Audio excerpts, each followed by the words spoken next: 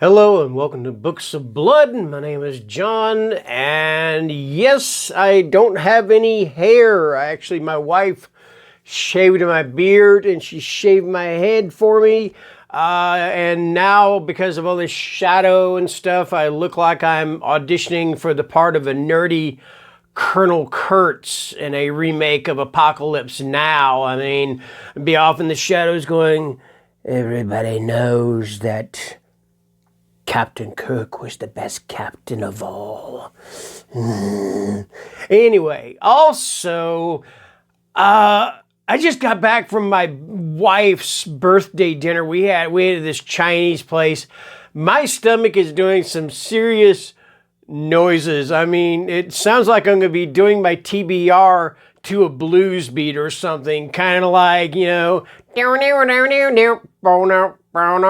I'm doing my TBR. It's my May TBR. Anyway. All right. So, yes, I am doing my May TBR. How many books do I got here? I'm not sure. 1, 2, 3, 4. More than 4. Okay. About 10, it looks like. So, let's go ahead and get underway. So, first of all, let's get the buddy read out of the way. This one I'm going to be reading with Nikki from Dark Between Pages. We're going to be reading this one in the last week of May, so that is going to be from May. It's going to be in the last week of May. And this is Beast of the Cannibal Lodge, a horror novel. Right there, it says a horror novel. And this is by L.J. Dougherty. All right. And if you look, you can see these two very evil-looking eyes in the background. Pretty cool, huh?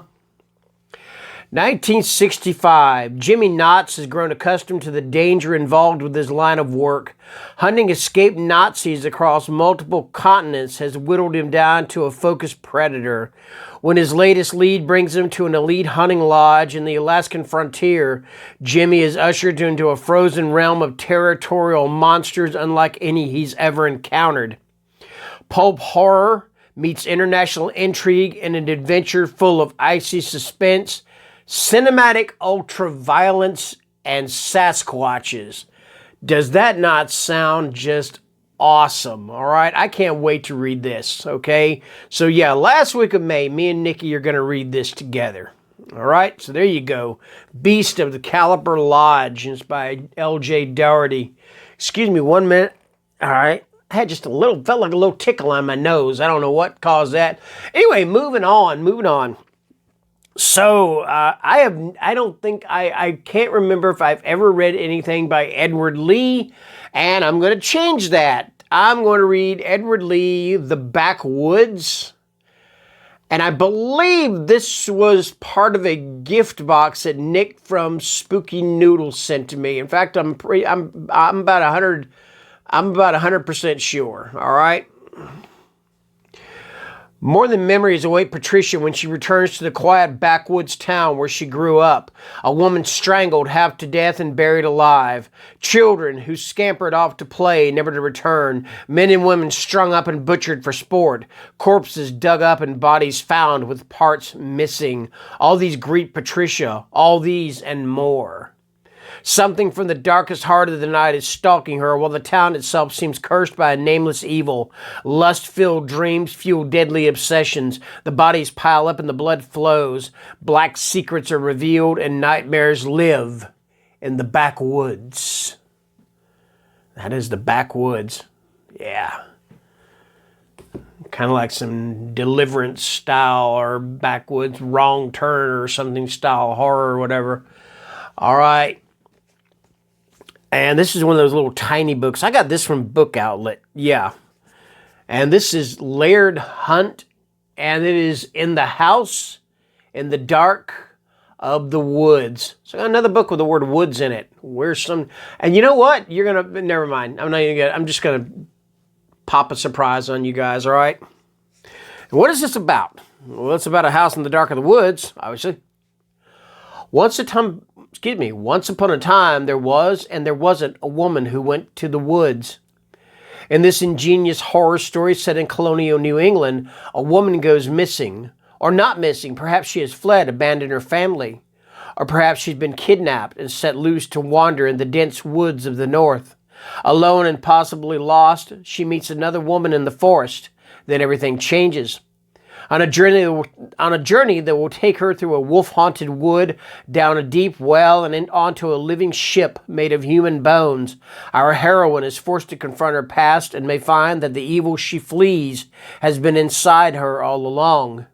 Eerie and disturbing, In the House in the Dark of the Woods is a novel of psychological horror and suspense told in Laird Hunt's acclaimed lyrical prose. It is the story of a bewitching, a betrayal, a master huntress and her quarry.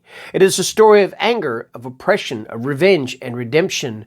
It is a story of a haunting, one that forms the bedrock of American mythology, told in a vivid voice you will never forget. And that is In the House in the Dark of the Woods. All right. Okay, next up, we have got from J.P. Willie, Blood in the Woods. I did not plan this. I don't know how it is that I stacked 3 books with the word woods in them. I don't know how I did it, but I managed to do it. For Jody, growing up in the late 80s and early 90s in the small Louisiana town of Hammond with his best friend Jack was filled with wonderful childhood memories. Time spent playing in the woods, shooting pellet guns, blowing up mailboxes, fighting at school, and upon the dawning of interest in the fairer sex, their carefree lives typical of kids with few responsibilities and no worries beyond the next pop quiz or getting to second base. As they grow older together and experience the joys and pains of life, love, family, and friendship, they uncover a grim secret that their hometown is kept. And through little more than an innocent, idle curiosity, Jody and Jack stumble upon something horrific in the woods, and their lives quickly take a most sinister and dangerous turn as they find themselves hunted by an unspeakable evil. And that is J.P. Willie in the Blood in the Woods. And this is made to look like a VHS. You got your VHS hi-fi up here. Actually, I don't know. To me, it looks like it's more the size of a Betamax. But anyway, and then you got the sticker here for horror. And up here, this video cassette will melt if left in the car or in the sun. Hi-fi. Yeah, that's pretty cool. All right. And I think this is published by Hellbound Books. All right, moving on. We have got from James S. Murray and Darren Wermuth. And this is Don't Move. And I think this was supposed to have a glow-in-the-dark cover, but I think I tried the glow-in-the-dark cover in a video before, and it didn't seem to work. Maybe I was doing something wrong. I don't know. Megan Forrester has barely survived the unthinkable. 6 months ago, she witnessed a horrific accident that killed her husband and son and lives with the guilt of knowing she could have done more to save them. Now Megan hopes to mend the pieces of her broken spirit by attending a local church group's annual camping trip. But the church group members, riddled with dark secrets of their own, make a catastrophic navigational mistake, leaving them stranded in an untouched canyon in the West Virginia National Forest.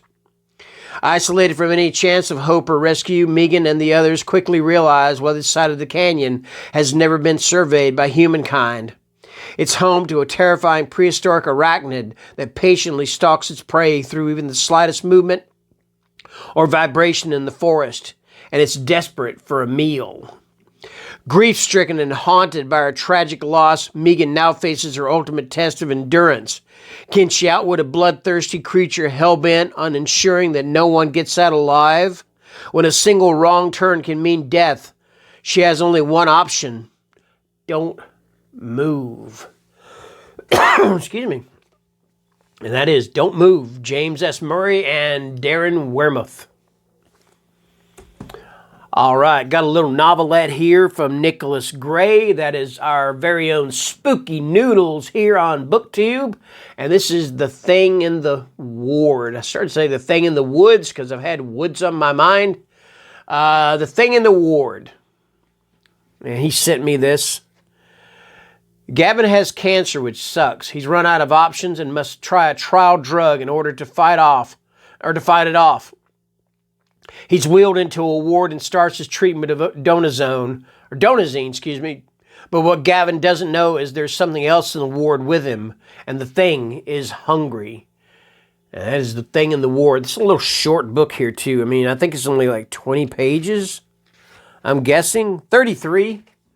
I'll be through this thing in about 15, 20 minutes probably, man. And I've heard good things about this. You know, I've heard good things about the thing in the ward. I'm just not getting to it, but, you know, I'm looking forward to it.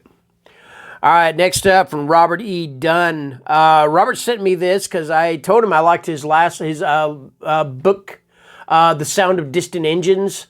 And I like the whole Cars thing, the Cars kind of horror and Cars thing mixed together. So he sent me this, and this is Motorman. Says here, a man on the run, a crazy scientist, damaged people, fast cars, and a blue goo all collide in Motorman. All right. I tell you what. You know what? I'm going to leave it at that. It's got a really pretty long synopsis, so I'm going to leave it at that. You know, but I'm looking forward to reading this one. This one sounds pretty cool. And I love this cover, too. You know, just the colors and this car down here and the I don't know, the race car chick or whatever, you know.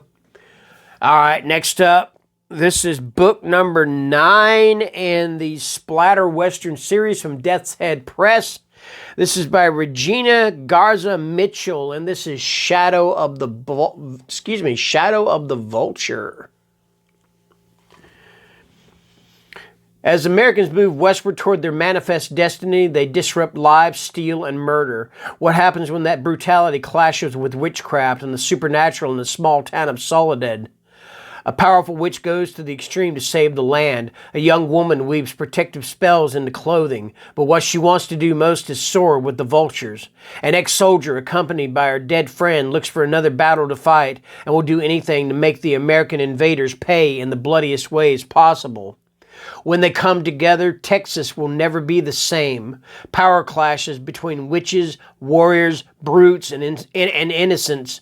And over it all hovers the shadow of the vulture. And that is Shadow of the Vulture. All right. All right. And you know what? You cannot go wrong with Hunter Shea. I'll tell you that right now. Hunter Shea is just like a master of the creature feature novel. Like with Creature, the Dover Demon, the Jersey Devil, all those. But this time we have got Bigfoot in the Bronx. And I love this cover. I do, man. Bigfoot, man, he does not like the Bronx. You can tell that right now. The Hunt.